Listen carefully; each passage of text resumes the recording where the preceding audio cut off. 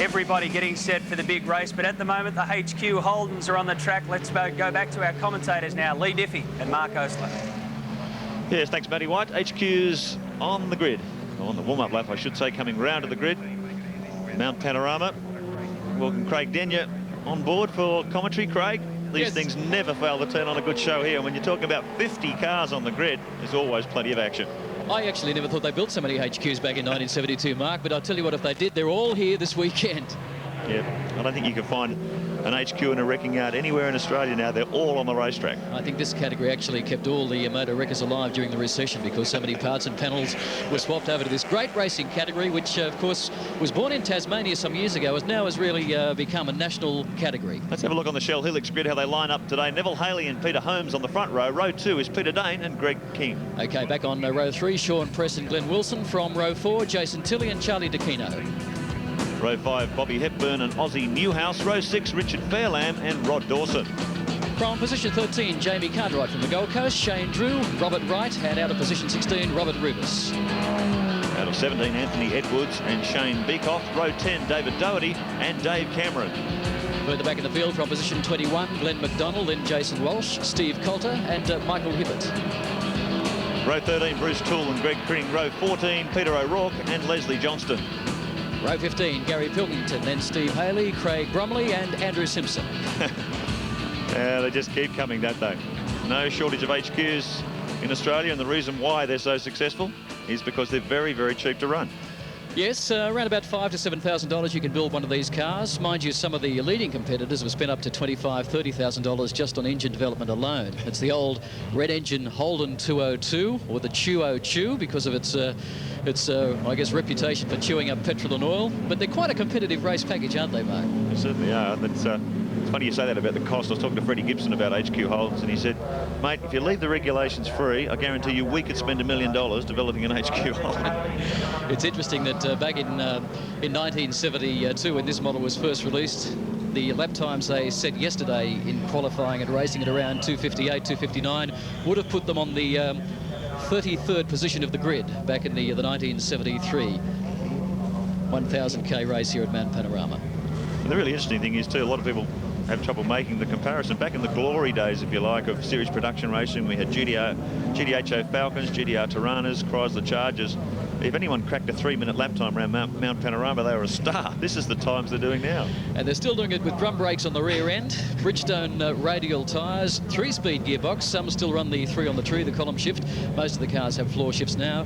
And there's 202 Holden engine, which still has to run the standard Stromberg carburettor, the standard inlet manifold. They do have a control cam and a control head on the cars, but essentially it's the race package that's been developed over the last 6 or 7 years of HQ racing.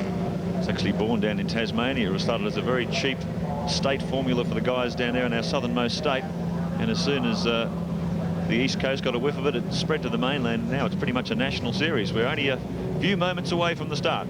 The HQ on Mount Panorama Bathurst. Watch the green light, and away they go. Good start from our pole man Neville Haley, Peter Holmes alongside.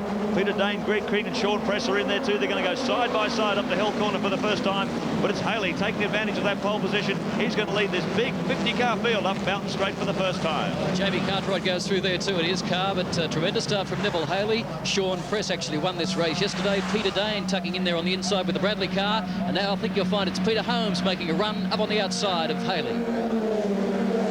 Up toward the Holden Hill. They'll go side by side as they thunder up toward Repco Bend. Tremendous gaggle of cars, all very, very evenly matched. Real control formula this.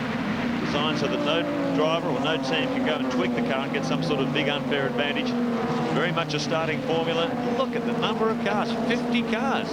Isn't that amazing? Maybe they should rename this the Carnage Cup, but still it's 4 laps around Mount Panorama in an HQ Holden. And Neville Haley, the man who's been on form, won the Sandown race some weeks ago in atrocious conditions down there in the wet, is the man who's leading the field at the moment. Well, he was under the lap record in qualifying, Neville, 2:57.15. In fact, I think the top 12 cars are under the lap record, so they were very, very fast in qualifying. Conditions really suiting the HQs. Come across the top of the mountain now, the highest part of this course. Under down across through Castrol Curve, down to McPhillamy Park. trying to hold some sort of regulation line. You can hear those tyres squealing. They're running on a control tyre as well. It's largely an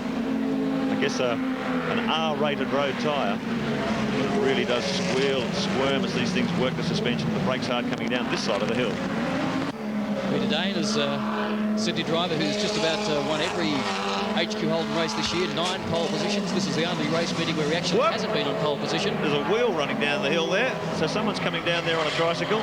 So I'll find who it is. I believe he clipped the wall. Look at here it is. Bob Hepburn, car 44. Oh, the left-hand front wheel is gone. Well, you can see that wheel bouncing down the S's on its own. Now Bob's going to pull that up on the grass, get out of everyone's way. Well, he was very fortunate there. Losing the wheel really does have quite a dramatic effect on your steering control. He could have ended up in the concrete very easily, but fortunately he's kept it off the walls and pulls it up on the grass just on the exit to Forest Elbow. Yeah, bad luck for Bob. Finished actually sixth in yesterday's race, so bad luck. Let's have a look at that on the replay. Field coming through at the Shell Helix replay, and looks like he's, boom, yeah, he's glanced the wall. Broken all the wheel nuts, or he's broken the hub off the car and the wheels just come loose. Now the guy behind trying to take evasive action. Unfortunately, they all got through relatively unscathed. So Peter Dane now starting to put pressure on the cars in front of him, but it's still Neville Haley coming down into Murray's. That's opened up a 4 or 5 car length lead now. So many times in this sort of racing, and I've seen Haley do it a number of times at Mount Panorama, if you can get a break, like in a 3 or 4 car length break over the rest of the pack, you can just concentrate on doing nice, smooth, fast, consistent laps. You can really build a lead, because once these other guys start carving each other up, they really do lose a lot of time. Haley, Holmes, King, Press, Dane, DeCino, Wilson, Fairlam, Tilley and Cartwright round out the top 10. Haley, that very good flying lap too at 2:58.54 his first time around. No one else operating in the 2-minute 58-second bracket, so he really is showing a good turn of speed, and that's how he's able to build this gap. 1.4 seconds as they came across the start-finish line that time around. Holmes and King in pursuit. Yes, and we've got one in trouble there too. Car 26, he's off in the bunker. Now down the inside, I think you'll find it's a move on Peter Holmes from Greg King. They can't quite pull it off going through Griffins, but Haley, Holmes, King, Sean Press and Peter Dane round out the top 5. Let's check him out in the Holden race score, 6 through 10. Lenny Moore, HQ Holden action coming from Mount Panorama when we return after the break.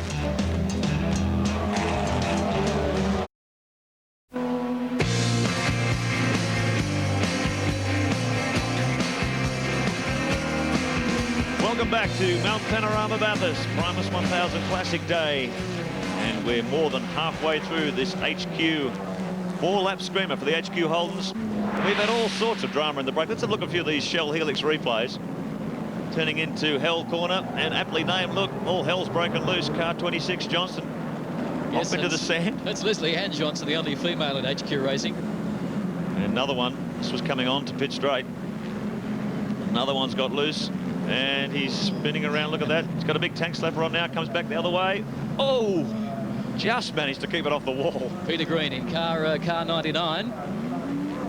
So they never fail to entertain. Now off the top of the mountain, coming up through the GIO cutting. Another pack's broken loose. Watch this. It's a bit of a challenge on the inside. Car 12.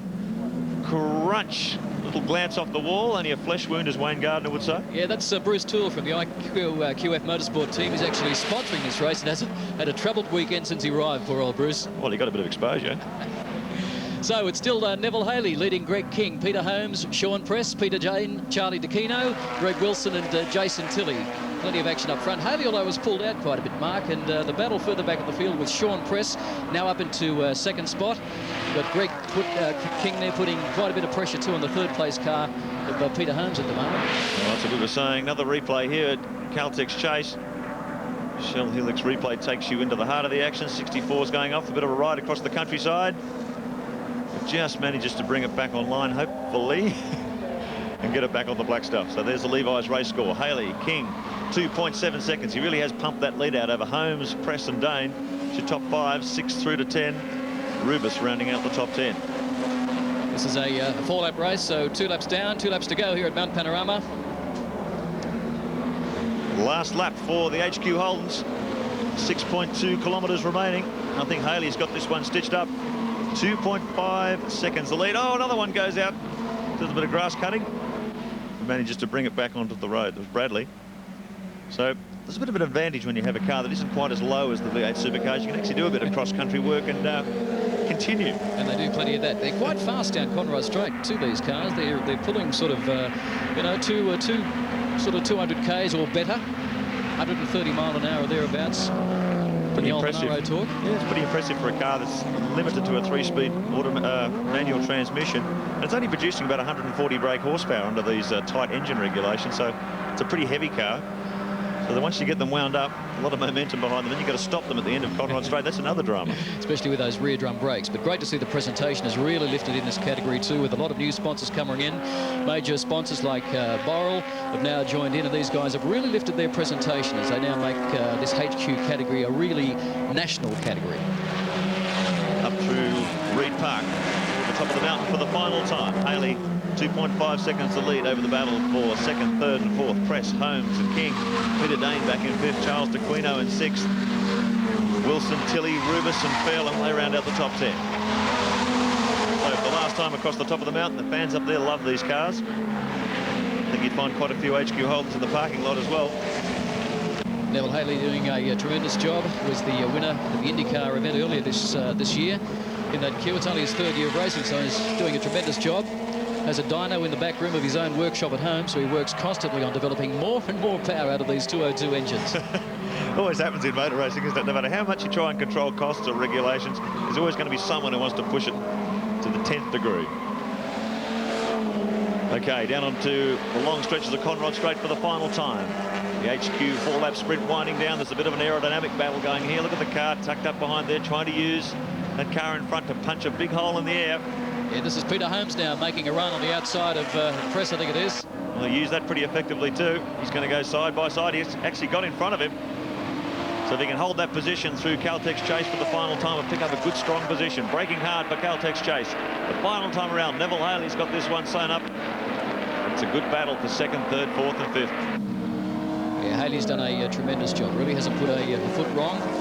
This race was dictated by the second of the qualifying sessions on Friday, not on yesterday's race results. So even though Haley didn't win yesterday, he's made amends for it today. So, final time through Murray's Corner onto Pit Straight. Neville Haley's going to be your winner. He takes the checkered flag. And it'll be Holmes in second position. Press should come in third. So a typically close battle for the HQ Holdens at Mount Panorama Bathurst. Well done, Neville Haley. Beautifully turned out car. Car comes from Victoria and always turned out immaculately, as are most of these cars. In fact, Greg King's car is almost concourse condition. It's a car that won the Best Presented Car Award here a couple of days ago. Peter Brock gave all these guys a big pep talk last Thursday night at the Bathurst Light Car Club and really inspired them and said, you guys really are the heart and soul of motorsport in this country. Don't forget about that. Holden race score. Let's check them out officially. Neville Haley, of course. Peter Holmes in second position. Sean Press in third. It was Greg King in fourth. And Peter Dane rounding out the top five. 6 through to 10. Charles DeQuino. Glenn Wilson in seventh. Jason Tilley from Sydney in eighth. Robert Rubus in ninth. Richard Fairlamb rounded out the top 10. We're going for a break. Can't miss. Plenty more coming up after this.